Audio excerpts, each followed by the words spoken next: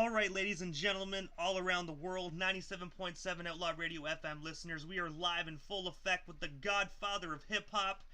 Without this man, there would not have been N.W.A. We got Lonzo on the line. How you doing this evening? I'm doing fantastic. How y'all doing today, man? I am doing great. I've been excited for this interview personally. It's most definitely one that's on my list that I've been really, really excited for. So thank you so much for providing myself and our listeners with your time. Oh, thank you. No problem, man. That's what I do. If I don't tell my story, it won't get told. That is most definitely true. I'm just glad that you agreed to come on and tell your story. I'm right here. So I have to ask, you have a 40-year plus career within the music industry. What inspired you to actually get into the industry to begin with? Back in my time when I was a youngster, we used to always have dances at the park. And I loved going to the dances at the park. And the sock hops, that's what they called them back then. And the guys who played the music, they weren't even really DJs. They were just guys who played music. They always seemed to have a lot of control over the audience. I always wanted to have that control. And when I got a chance to go to broadcast school fresh out of high school, I did that just to try and get back to the parks and play in the parks. I never played those parks that I wanted to play because they were my home school parks, but I played bigger ones. And it's amazing. I do a lot of concerts right now. And also, one thing I noticed as well when I was actually doing my research for this interview, that in the early 70s you were a DJ and event promoter under the name Disco Construction. I have to ask you, how did you get that name, Disco Construction? Man, back in the day, one of my favorite bands was called Brass Construction. Back in the day, they had all the bands had like the horn section, the rhythm sections. They were huge bands, and Brass Construction had some of the dopest music of that era.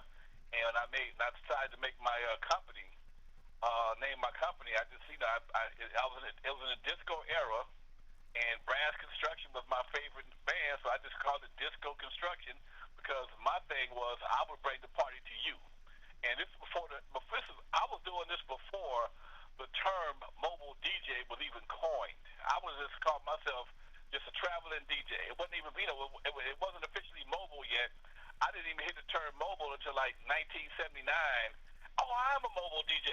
And that's how the whole thing came about because I went to broadcast school, learned how to be a broadcaster for radio. Then I also went to El Camino College and learned lighting. So I was good with mirror balls and all the various lighting effects they had at that time. So I'd have a whole truckload of stuff going to a party, and that's why I call it disco construction, because we would literally build you a disco anywhere you wanted to have a party, and whether it be a hall, your house, your garage. I'd have your house looking like a full-blown disco with all the lights that I knew how to operate that I learned from El Camino College. And also, you also owned your own nightclubs as well. Like, how many nightclubs did you own? Was it just one of them, or like did you own quite a bit of them? I've owned 6. I've owned 3 and ran 6. I owned Eve After Dark. I owned Eve After Dark. I owned the club at the Hollywood Park Casino, Club Hall of Fame. I also owned Current Affair. Didn't own Dudos. Didn't own Skateland. And I didn't own Proud Bird. I promoted 6 clubs, but I actually owned and had leases on 3. What was it actually like working at Skateland? Because that's like just a world-renowned club. Like everybody in the world knows Skateland. It's funny because Skateland, when it first came out, man, it wasn't that popular. It was very popular in the hood, but it wasn't until later on when people realized it became a big hip hop mecca at one time because it was the biggest venue on the West Coast that, especially on the east side of LA, on the east side way in Compton, that hosted hip hop concerts. Craig Schlesinger, the guy who owned it, cool white guy, and he trusted me and Roger and other guys to bring entertainment to Skateland. In fact, before he even built it, he was still putting the floor in. I went over to introduce myself, and then later he hired me and my crew, to put the sound system in Skateland. So we did the sound, we did promotions, we did the grand opening. We had a unique partnership. And also, aside from the clubs as well, you also founded Crew Cut Records. I have to ask you, can you tell our listeners the story behind that record company? Well, most people before I had Crew Cut Records, I had a label called Z-Rock. And Z-Rock was an underground mix label that I would do bootleg mixes. And because my last job in 1979, I actually worked for a record distributor selling records over the phone. So I had a list of record stores that I worked with here in California, Washington State, Nevada, and Arizona. And shortly after that, I started making underground records, and I got tired of looking over my shoulder. And when hip-hop finally hit the West Coast, I'm like, you know what? I know enough about distribution. I know all these people that own record stores. I'll form my own label, because when we knocked on the doors of the various labels around the city, nobody would give us a record deal. Motown, CBS, nobody. So we had to go in, and I decided to start my own thing. And that's how I came up with Crew Cut. And also, as we all know, that you're part of the world-class Wrecking Crew. Could you tell us a bit of the story behind that group, and how did you meet the other members? Well, the Wrecking Crew was an extension. The original Wrecking Crew was an extension of Disco Construction. Disco Construction I was the guy who ran Disco Construction, but I had a couple of roadies that tore down my equipment and carried everything, and they got nicknamed the Wrecking Crew. When I moved to Eve After Dark, Wrecking Crew stuck more than Disco Construction did, and later on I started doing contests to just to promote the club. I do a rap contest, a pop lock contest, Freak of the Week contest, and slowly but surely, various members of the crew got introduced to me. The first one came to me was DJ Yella. DJ Yella came to me as a poster snatcher. I would set out a bounty to snatch down posters. That was our main source of advertising. So I would hire guys to snatch down posters if anybody didn't mess with our posters. Yella came first. He became a DJ. Clientele, I met him in a rap contest. He came in and killed it at Eve After Dark. And Dre came in about a year later as just a customer, but because I knew his family, he got into the club and eventually got on the turntables. And when I decided to go from an underground label to a regular label, I brought everybody together and formed the Wrecking Crew. And one thing I do want to ask, as we all know, Dr. Dre was part of the Wrecking Crew. I've always wanted to know this. Did Dr. Dre actually DJ in your clubs as well? Because I know in the movie, hence the word movie. That's why I wanted to ask. Did he actually DJ in your clubs for $50 and stuff like that? Well, you have to understand. Yeah, he did DJ in the club for $50. And Eve After Dark opened at 10 o'clock at night. We didn't close until 6. So I had 3 other DJs at all times on the turntables. And these guys made $50 a night per shift, okay? So he would make $100 a weekend, $100 a weekend, $50 per night DJing, and that's how I paid the guys, because most of the time they were partying. They come in, do a 2-hour shift, they make $25 an hour, and go out and chase girls the rest of the night. So that was kind of how we handled the business back then. And especially back in the 80s, $50 would probably be like 100, 120 today, so it still wasn't bad money. It was like $1 something a gallon. I mean, everything was cheaper. It was a whole different era. So, $50 a night was a good pay for a DJ. I mean, guys, unfortunately, you got guys making $50 right now, okay, with laptops and everything. And did you think Dr. Dre, when you first saw Dr. Dre on the turntable, I'm talking about way before N.W.A., did you look at him and be like, yo, this guy is actually going to be really big? Could you see that in him? No. I knew he had a good mix he did with the Mr. Postman breakbeats mix. That was pretty good. But there was no evidence that he would ever be a major player in the record industry at that time. As we started doing more and more bootlegs, he started getting more and more creative. I realized he had a knack to work with the drum machines and beats and synchronized records. He learned very early how to slow down the track to make sure that the beats would match more precise, as opposed to doing it at the natural speed. He started developing the skills. Once I built the studio, I started seeing the skills come together, but not at the very beginning. No. And also, the world-class Wrecking Crew was also represented by Jerry Heller. I have to ask you, how did you guys first meet Jerry Heller? Like, what's the story behind that? How did he become your guys' manager? Jerry Heller was he and his partner Maury Alexander. They had an office at Macola, and Macola, that was our distributor. Macola had everybody on his label: L.A. Dream Team, Egyptian Lover, Crew Cut, Techno Hop. Everybody went to Macola to get their records pressed. And some of the guys had started associating with Jerry. L.A. Dream Team signed with Jerry's business partner Maury, and Jerry was trying to sign acts. He signed the Egyptian Lover, but I was kind of leery. I had my own management team, and it wasn't until CBS came looking for world class wrecking crew, and my manager didn't want me to go to CBS. He wanted me to stay independent. Now, and I kind of wanted to stay independent also, but they was offering $100,000.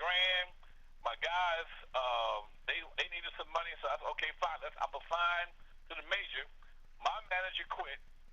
He didn't want to deal with the majors, and I didn't have anybody, so I cut the deal myself with the with CBS, me and my lawyer. And then once we got the deal, we had a couple of issues, and I went to Jerry for some assistance. And once Jerry helped us out, we decided to sign with him.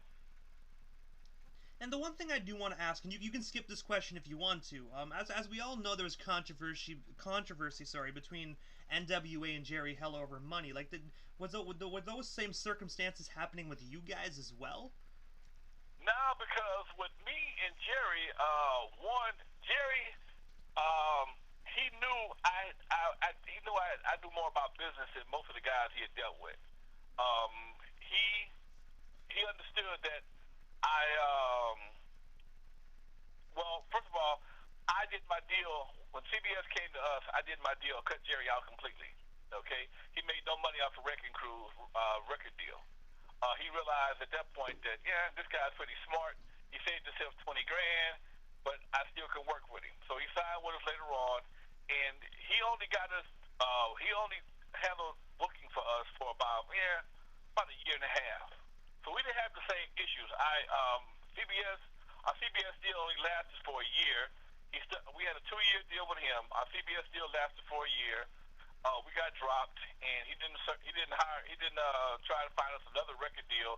By the time we got dropped from CBS, N.W.A. had popped their heads up, and he refocused his energies towards working with Ruthless Records, somebody who's a lot less experienced. And back then, CBS was such a huge label and television network, man. It must have been really, really cool, actually, even being signed to them, even for a year. It sucked. Really? Yeah, because the problem with being a major label like that, especially in those days of hip-hop, I'm used to being an independent. When one record stops selling, I just make another one. When you're on a major label, they have release dates, and if another artist came out with a product or finished in the studio on the same day as yours, like what happened to Wrecking Crew on several occasions, Luther Vandross, Chena Marie, and some other bigger acts came through. So every time we had a release date, we kept getting bumped, and the hip hop moved so fast. By the time our record came out in July, everything we talked about, the Cabbage Patch, the Fly, it was all a dead issue. So our album never did anything. And that's the meanwhile, you go into all the parties, get introduced to all the big wigs, but meanwhile, you don't have a record out and you're starving to death. And I don't think that's proper, man. Like, even if someone else has another record coming out, it doesn't mean you can't release another record at the same time, you know? That's kind of dumb. The same label as Michael Jackson and Luther Vandross and Chena Marie, they're guaranteed, platinum records. So why do we want to spend any company energy trying to break this guy when we already know we can drop this Michael Jackson album and gonna make ourselves $20 million right quick? That is true. Unfortunately, that's true. Unfortunately, that's true. It's hard to get mad at them, and again, being signed to a major has its perks, but the perks don't pay no bills. And also, after Jerry Heller, you guys actually signed with Antron Gregory, former Tupac's former manager and Digital Underground. I'll have to ask you, tell us a bit more about that, and how did you? Not quite. Adrian used to work for me with Crew Cut. We never signed to Adrian. Adrian actually worked with Jerry Heller, and Adrian worked with Jerry Heller, became the became N.W.A.'s road manager. Adrian was more my road manager than my manager. Jerry Heller was still in charge. Adrian was a manager, and later Adrian and I formed a record company, a distribution company together. But Oh, my apologies on that. I have to ask you, what was it like working with him? It was great. I talked to him this morning. I mean, we've been friends forever. When Adrian first got out of college, he came to work with me at Crew Cut. I had a distribution company. I had two distribution companies. One was Pacific Coast Record Distributors, and one was West Coast Record Distributors. He came and learned a lot of stuff with me at the independent level. Started his label TNT Records, signed Digital Underground, and he's a great dude. I mean, when he got Digital Underground, he also got Tupac, and everybody's life changed from that point on. And as we all know, Boys in the Hood was recorded in your house. I have to ask you, when you first heard that record, did you think it would be as big as it is right now? You know, we didn't think it would be that big. We thought it was a good record. It was a good record. Oddly enough, man, I tell this story, people say, "Oh man, you full of shit." True story. When I first heard Eazy's voice, when we first heard Eazy's voice, everybody started laughing. Okay, look at Eazy trying to rap, because Eazy couldn't really rap that well. And I explained to them, I said, "Look, fellas, don't laugh, because there's stranger records that are hits right now. At that time, right around the time Boys in the Hood came out, one of the big records of that era was Pickin' Boogers by Biz Markie. So if Pickin' Boogers can be a hit, why can't Boys in the Hood?" I've always been optimistic in my viewpoints when it comes to hip hop. Unfortunately, in the movie, I was portrayed totally different. But and just to clarify, before I know you're gonna ask the question, I never hated on the music. I only hated on the name. You have to understand, I'm a child of the. I was born in '57. I'm 63 years old, man. When niggas was being a nigga was not something you wanted to do at any point in time growing up in my era. So for me to have a group named Niggas with Attitudes formed in my living room, I was like, dude, how y'all gonna do that? How's that gonna happen? That's when they came up with the initials N.W.A. In fact, when after I introduced Eazy-E to Jerry Heller, Jerry Heller came to me and asked me, "Hey man, how do I deal with a group? How do I, as a Jewish man, deal with a group named N.W.A. Niggas with Attitudes?" I explained to him, "You do it very carefully. That's a very dangerous territory," and he made it work. And the one thing I do want to say as well, when you actually were taking Eazy's side, I agree with that, because Eazy has such an authentic voice. There's individuals that I know that don't even listen to hip hop, and when they hear Eazy-E, they're like, "Yo, that's Eazy-E, right?" Like, people that don't even know hip hop hear his voice and know who he is. He has such a authentic voice, so I wouldn't have even doubted that he would have popped. Right. I mean, when he came out, it was interesting. His whole persona. I mean, you got a guy 5'4", leading the pack. It's like a Chihuahua leading the pack of pit bulls. The smallest guys, talking the most shit.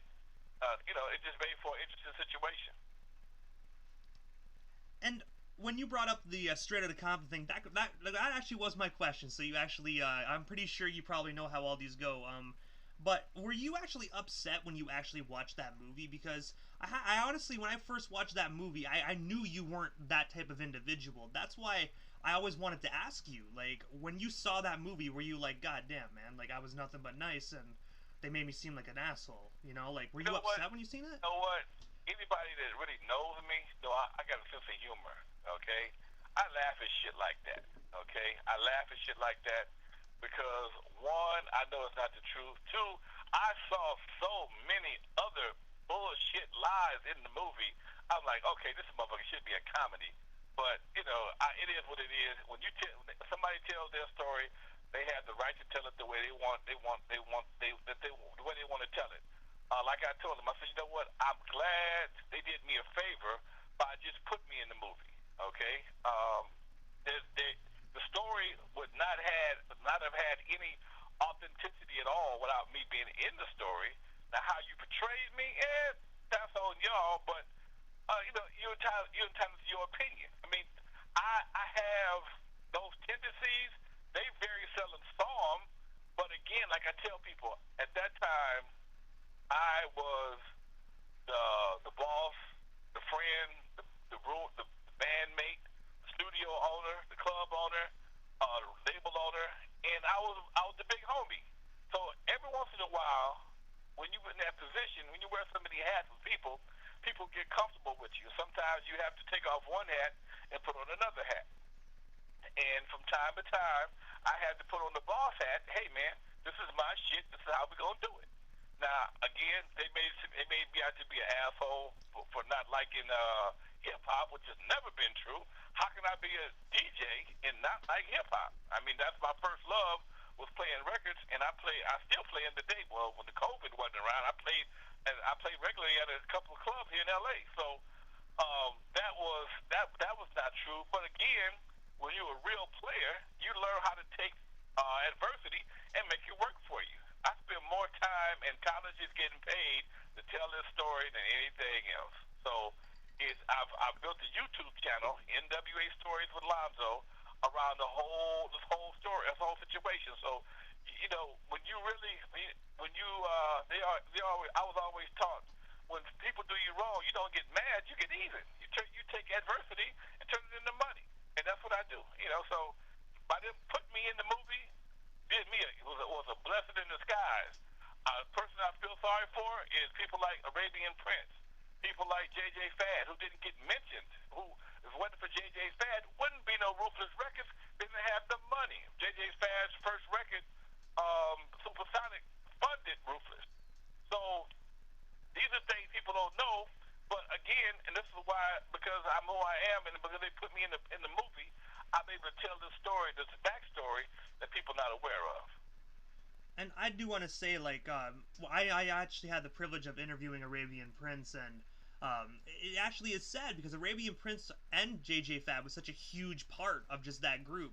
And, like, Arabian Prince had a character but never even got mentioned or named, like you said. I think that's, like, I look at it as a Hollywood movie, but still, they didn't really focus very much on Eazy-E's solo career as well. They didn't really focus on not very much of MC Ran or even DJ Yella barely. I look at it as, it was a good movie for Hollywood, but at the end of the day, I wish when they do movies like that, they would tell the truth. Yeah, sometimes the truth can be boring, so they have to spice it up with bullshit. It's like a flower bed. Most flowers grow through bullshit. And that's true. It's like, it's a good way to look at it. Yeah. And when you mentioned earlier how you have your own segment called N.W.A. Stories with Lonzo, I have to ask you, can you tell our listeners a couple of your favorite N.W.A. stories that don't get told very much? Well, I tell them all the time. I said, when one time when I sold Dre a car, I bought a BMW 635. I still had my RX-7. Dre, he loved my RX-7, so he bought it.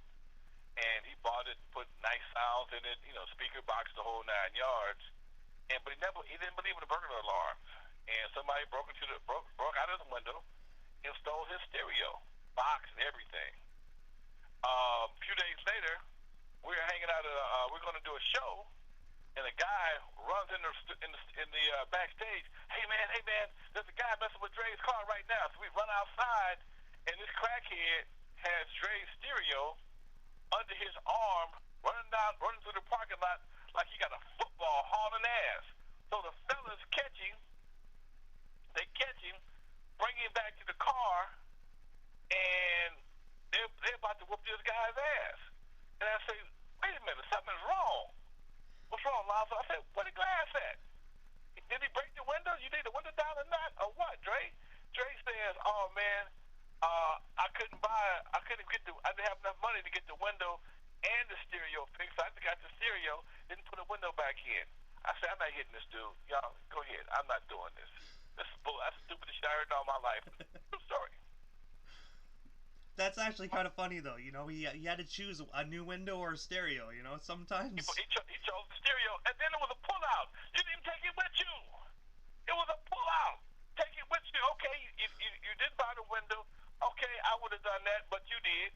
It's a pullout. Just push the button and grab it and bring it with you. The crackhead did. that's true. You know what I mean? I bet you if he got another pullout, he learned from the first time, probably. Right. So when I I know people when you know people in their early stages, before they became famous, before they developed into men, you have a different opinion of them than the average person in the public does. So it's no matter how much money they make, I remember them as being these guys. Okay, I remember them being these kids. Cube, I met Cube. He was 15 years old, going to Washington still. Okay, I remember when he had the problem at Washington and got transferred to Taft. Then to see these same guys become gangsters, I never knew them as being gangsters. I always knew them as being nice guys. I never saw that side of them. I never knew they even had that kind of side in them.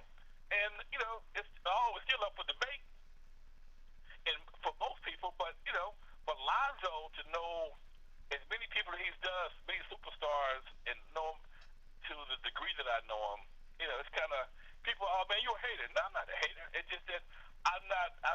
You can't bullshit me with. I don't buy into the facade. I know the man. I know O'Shea Jackson. I know Andre Young. I don't know. I know Dr. Dre, but I know Andre Young much better. I know N.W.A better than DJ Yella. So these are the things that most people don't understand. So I stand alone in my own judgment. And the one last thing I want to ask you before we move off the N.W.A topic is, I've always wanted a perspective of an individual that's, been around N.W.A. That's, one thing I want to ask is, with the song No Vaseline, when you heard that, what was your take on, like, Ice Cube's track? Because me personally, like, I think that's one of the best diss tracks of all time. I heard it and I felt sorry for the guy. I immediately felt sorry for him because he ripped a hole in their asses.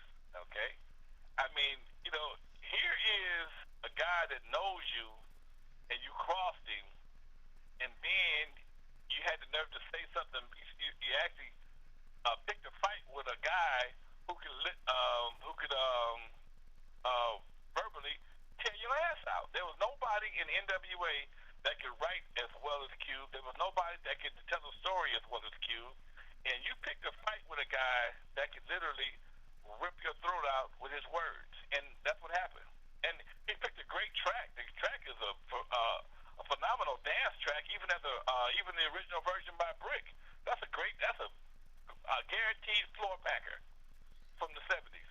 So, when he put it on, when he used that record and said what he said the way he said it and picked them all apart one by one, it's real hard not to respect that. And even when, like, in his first album, you know what I mean, he didn't even, like, say anything about them. He took the high road and just left and went solo.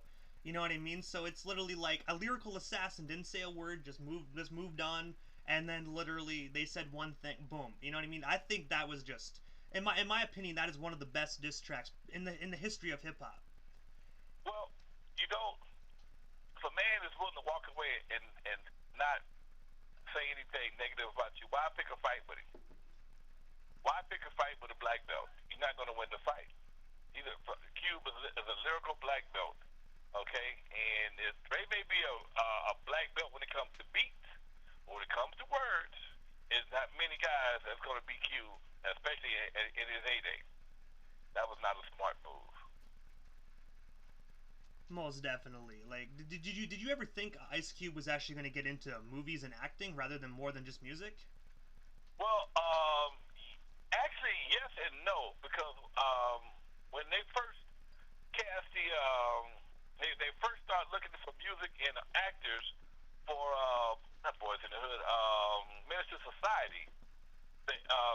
I was working with MC8 as well, so Compton's Most Wanted came out of my camp as well. So I saw there was somewhat of a trend for rappers to become artists. I didn't know if Cube was going to be the one. I saw him in Boys in the Hood. I was blown away because I didn't know he had acting skills like that. But Cube has always been a very talented, multi-talented cat. So I wasn't surprised. I just never saw him before. And that was actually next on my list. How did you end up getting connected with Compton's Most Wanted? Like, what's the story behind that? Well, at that time, I had nightclubs, I had studios, I was making records, I had a relationship with K-Day, I had a relationship with all the record stores in the city, and I was pretty much a talent magnet. I mean, everybody came to Lonzo. anybody with lips that wanted to be in the music game, whether you sang, rapped, played the pots and pans, they all came to my either my club or my house or the studio to try and get put on. And I've always had somewhat of an open door policy. I'd give anybody a quick audition. That's just me. Come on, let me get what you got.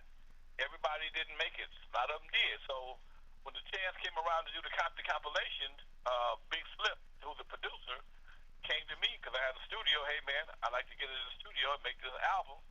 And I got the artist. All I needed is studio time, and I gave it to him. And that's how we connected. And I just had to make sure it was understood that if you come into my studio, I don't do gangbanging shit. Okay, I don't do red or blue. If you're not here about the green, don't come to my studio. And I was just talking about that recently about with all the gangbangers from both sides of the tracks. I've never been disrespected, never had a fight, never had a shooting at my house because everybody understood my position and that where I came from, and they all respected that. And also, like jumping ahead quite a few years here, in the year 2015, you produced a movie called American Bad Boy. What made you decide to get into movie producing, and what was that experience like for you? Well, again, on the nightclub, people come looking for a set, and I'd met Oba Babatunde, Oba Babatunde, at an event, and we hooked up again. I was referred to him. I did him in 2016, but another friend of mine brought Joe Torre to me to do another movie. So by having a club, people, especially independents, they like working on set. So said he had Cat Williams involved, and Cat Williams and a few other names. I'm like, what the hell? Let's do it. So I pretty much invested the club in a couple of tracks, and at that time my club was based around Mel Exotic. That was my entertainment source. Was all Mel Exotic dancers, so I was able to get a lot of my guys into the movie, and it just was. Sometimes I do shit just for fun, man, and that was one of them. And that was such an amazing film as well. It had Cat Williams, and honestly, Cat Williams is such an amazing character. Like a lot, he has a lot of controversy, but in my opinion, I think he really has done a lot of great stuff for his community. Aside from all that stuff. I mean, Cat Williams and I used to be at the Hollywood Park Casino for years together. He ran the sixth floor. I ran the fifth floor, and we'd always interact from time to time. He's always been a real down to earth cat. He did the club at Hollywood Park Casino up until the time he became Money Mike in Friday After Next. And after that, he stopped doing it because Hollywood recognized him for who he was, and he blew up after that. But he's always been the kind of case. He's always been a down to earth cat. And also, you have a personal collection of memorabilia that has been exhibited at the Grammy Museum and Rock and Roll Hall of Fame. I have to ask you, how does it feel knowing that your belongings are in the museum and that hundreds of years from now, individuals can look back and see your amazing work? Well, man, it's just amazing because one, as a kid from Compton, I never expected any of this stuff to ever be as big as it is. I just trying to make some money and have some fun. I'm kind of a lazy guy. As a kid, I worked all kind of different odd jobs, construction. That shit hurts. Cutting lines for my dad, and when I had a chance to start DJing and running nightclubs at 22, okay, cool. But I never, ever, ever thought that this stuff would be as big as it was. I knew it would do good. It always made money for me, but as it got bigger, and became historical, and I look back now, I'm like, wow, we were just having fun, man. It wasn't even, we weren't trying to make history. We was trying to have some fun and get a few girls. Hey man, you know what? I got you most definitely quite a few girls, and most definitely, your place in amazing museums, man. Like that's actually a pretty amazing achievement. Yeah, it's interesting, man. I mean, I've spoken to Rock and Roll Hall of Fame here in L.A. We had a display for a while at the Rock and Roll Hall of Fame in Ohio, and now I'm working with some various colleges who are curating different hip hop museums. Hip hop has become a college course. So as it becomes more established in the college system, guess who they call to speak to the colleges? Yours truly. And one thing I do want to ask with... Fine. Oh, sorry about that, Lonzo. No, okay, it's just I'm I'm enjoying this time, man. I just wanted to ask, like, when you had those exhibits, like, what merchant, what belongings of yours was actually on display? Well, I have all my costumes. I can't fit them no more, but I have them all, and a couple of my costumes, a tour jacket we still had, some records, things of that nature. I mean, I still have my very first turntable I ever bought as a DJ. I just did a display recently at the William Steele's Museum here in L.A. and they featured my turntable. It's a wooden based turntable, wooden based belt drive turntable. Cost me $69 back in 1977. Okay, I still got it. Does So I'm it a does it hoarder, actually still work? stuff like that. I'm a hoarder. Does your turntable still work? It needs a belt, but it'll fire up. I just got. You're trying to find a belt for a belt drive turntable in 2020? I don't even think eBay would have those, unfortunately. Yeah, I will look on eBay just to see if I can find one. But yeah, it'll work if I can find the belt. Hey man, you know what? Sometimes being a hoarder actually pays off in the long run because, say if you weren't a hoarder and these individuals reached out to you, you might not have had anything at that point to even display. So sometimes being a hoarder is a good thing. You know what? As much of a hoarder I am, sometimes I'm also a purger, and I messed around and I threw away a bunch of drum discs. I used to have all the SP12 discs from everything we've ever done. World Class Record Crew. I had all the floppy disks, and if I still had those floppy disks, they'd be worth a shitload of money off. So I threw them away. So I'm a hoarder, but I still could have did a little bit better. That's true, but at least you still have this amazing memorabilia. Like you have your very first DJ machine. That's actually phenomenal. Yep, still got it. And you also have your own podcast as well. Can you tell our listeners a bit more about that? And of course, where can they stream and listen live? I'm on iTunes. I'm on Rhapsody. I'm on everything. I just got all that stuff taken care of. The podcast is called N.W.A. Stories with Lonzo, just like my YouTube channel. It's all the same. If you can't find it, go to LonzoWilliams.com. There's links to everything on my website, so that's my base. If you can't find it on iTunes, just go to LonzoWilliams.com and click the music link. It'll take you to all my stuff.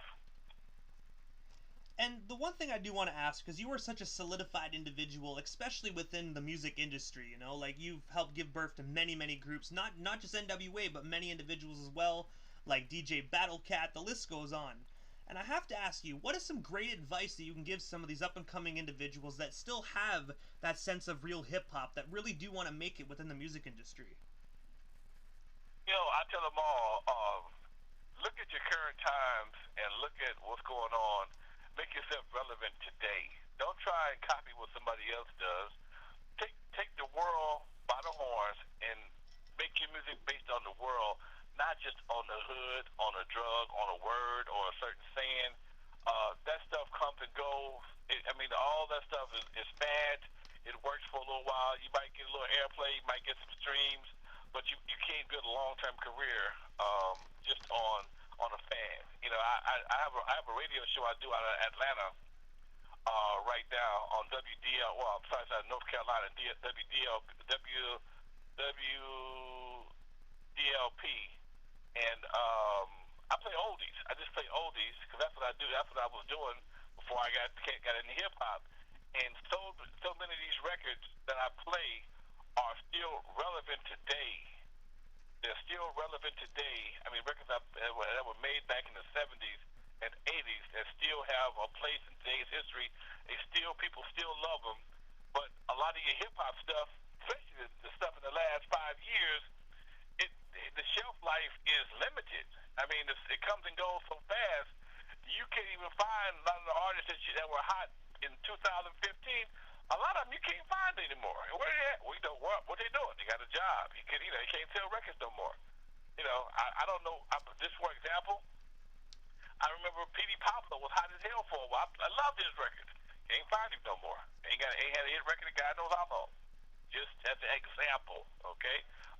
Sage and Gemini. I remember I played the Red Nose. That was a hot record a few years ago. Can't find it. I mean, he still may have records out, but ain't nothing like it was when he had Shake It Like a Red Nose. So, but when you play something that you take something that is relevant to the times, it becomes a part of the musical history. And this is what I learned from listening to the Motown stuff.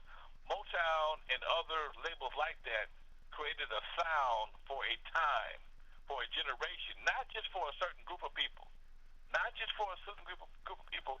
They created a sound for a time, and this is why guys like artists like Tupac, Biggie, Easy, all these guys will be around. They'll be hit. They'll be legends forever because anybody hears their music gonna go straight back to that time to what they were doing and give them a chance to reflect. Even right now, I do a lot of licensing. I still own my catalog, which I tell anybody own your stuff if you can. And I do a lot of licensing to movies. Right now, we're working with Snowfall because Snowfall was based in the 80s, and there's certain things that was based in the 80s.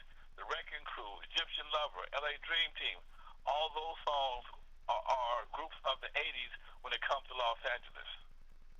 You can't speak about Los Angeles in the 80s without speaking about these groups and a few others. So it's just you have to be conscious of what's going on at that time and work from there.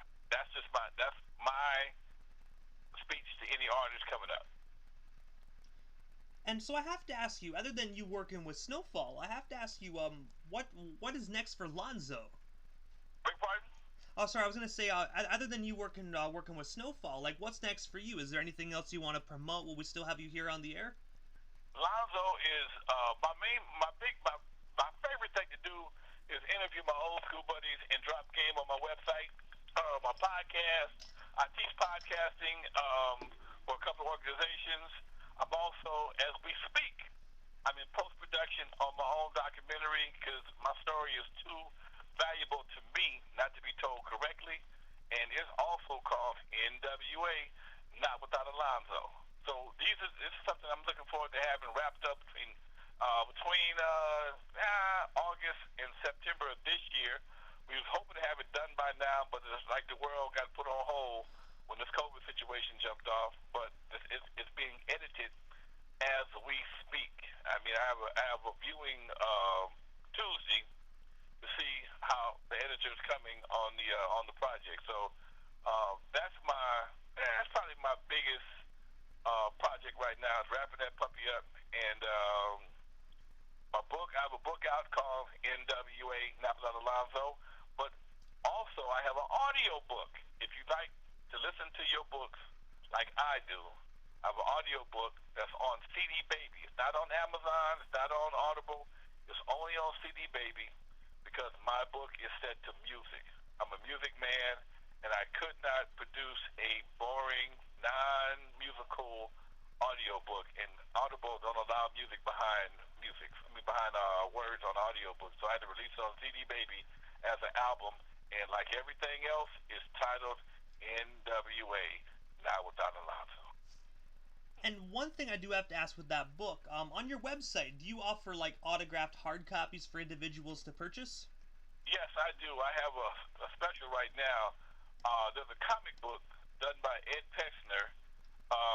He did a comic book that has me, Dre, and Yellow on the cover. Limited edition. I got the last 100, and I packaged that with a book. You go to my website, you buy that, you get a book for $30, autographs into your house, shipping and everything is included. So is that how much is it for international? Because I'm gonna be honest with you. Probably when we get off the air, I'm gonna go grab myself a book. So where are you located? I'm located in Canada. Okay, Canada might not be that bad. I know England is like $24 for shipping, but Canada might not be that bad. It might be between 15 and $20. I haven't shipped to Canada. Usually people in Canada buy them online, so I don't know exactly, but whatever it is, if you send me an email, I'll make it happen for you. I appreciate that. I'll text you the email once we get off the air here. I appreciate that, Lonzo. Thank you so much. But I do want to ask you.